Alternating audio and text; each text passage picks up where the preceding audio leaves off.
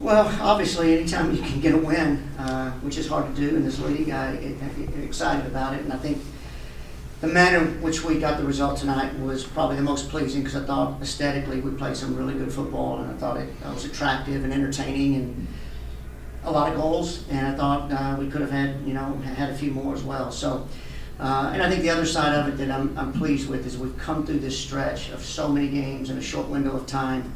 And come out of that really with a really positive record and some success.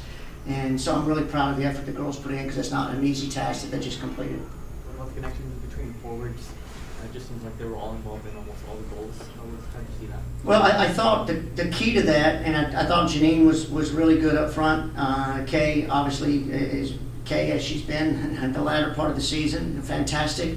And I thought Steph Oakes came on and played really well up front as well. So, but I think the key tonight really was our midfield. I thought it was just so good and creative, and the connections between Morgan and Andressa and Denise and the work they put in on both sides of the ball, and then being able to connect with Carly, and she's got such great vision to see some of those passes in the first half of the 2 goals were passes that a lot of players wouldn't have seen. And so I thought that was the key to it, and I thought Amber Brooks, when she came on for Morgan, when she took the knock in the head, I thought Amber came on and did really well too. So I thought that was really the key for us tonight is controlling midfield play. And what about that decision to take Morgan out immediately? Was that just something that Megan recommended? No, I think it was a head injury, and you could see pretty quickly she has a whelp on her forehead, and I think obviously with what we're dealing with nowadays with concussions and things, and Morgan knew it too. She said, no, I need to get out. And so it was a pretty easy decision to make that move. What about defensively? You guys shut out Machanta Dowie. She was one of their biggest threats. How was the approach of marking her? Well, I think that was, between Carrie and Cammie, I think they're 2 of our better defensive players in the back. And Dowie caused us some more problems up in Boston, a few games back. So I thought for the most part they did a pretty good job on her. I thought at the end there on the goal, Carrie probably should have just cleared the ball out and lived for a corner kick. But outside of that, I thought they handled her pretty well. She's clearly a great player and a handful. Even with the 2 of them, there were times that she almost spun out and created some things. So she's quite a good player. But overall, I thought we did a pretty good job with her tonight. And at least if she were able to get something off of it, she didn't have much to play with and to join her. So I thought we did a much better job on her tonight than we did up in Boston.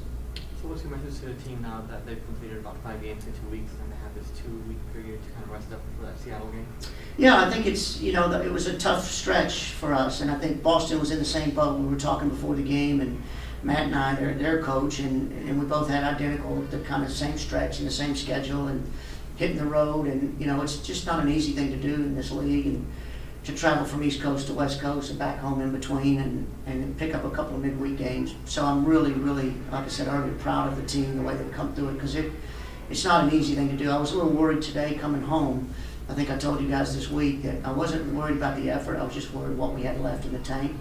And I think just being back home with the home crowd and the home field, the energy was still there, and it was great to see.